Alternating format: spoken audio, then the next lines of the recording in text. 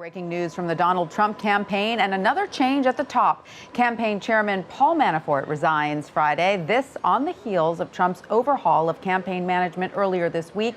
WSJ Washington bureau chief Jerry Seib joins us now with his thoughts on the changes.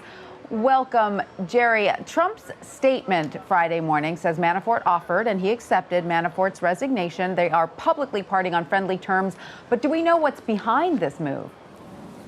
Well, look, I think what really happened here is that the changes that occurred earlier in this week, and probably some trend lines are already in place, kind of minimalized Paul Manafort's role.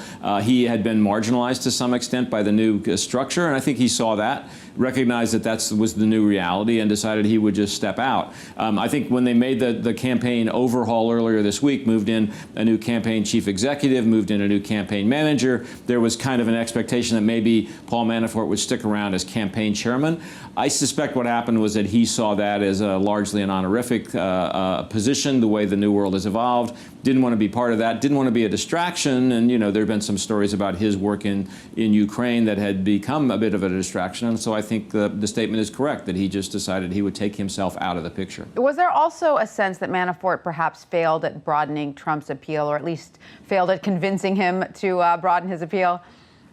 Well, look, I think one of the things that's become clear in the way the new structure has been put together is that he wants a structure that allows Donald Trump to be Donald Trump, not to be a different Donald Trump, and that's what he's got. Now, I think what Paul Manafort tried to do was kind of move him into a slightly different place. I think there was some resistance to that. I think what Donald Trump has now is a structure that allows him to still be himself, to be the same kind of unorthodox and sometimes, you know, somewhat caustic and controversial figure, but maybe in a more organized fashion, in a better package, but not one that tries to change what he essentially is. Now, if you like the Donald Trump package, you're going to continue to see it. If you don't, you're not going to see some makeover here. I don't think that's what this is about. In fact, I think this is about the opposite, not making over Donald Trump, but putting him in a more conventional campaign package, but as the same candidate. Now, is there any word on a successor for Manafort?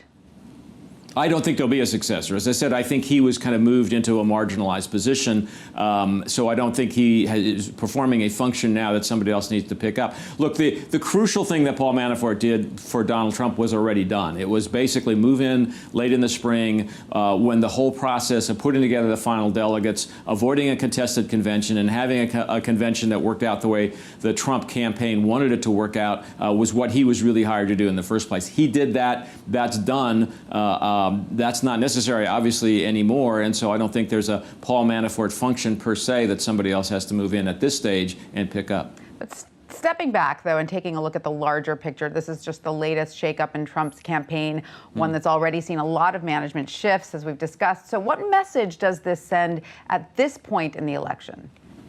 Well, look, this is, you're right, there have been three different campaign structures in the last few months, and that's not good. I think what it tells you is that this is an unorthodox candidate, an unconventional year, and an unconventional candidacy that's trying to fit its way into a general election stream where some of the things they tried to do in the primaries don't work in a general election format. It's a much more complicated world, and I think it tells you that they've been slow to adapt to this much more complicated world of a general election, which is, you know, understandable in the sense that they never pretended to be a regular campaign. This is not, in many senses, a regular presidential campaign, and never will be.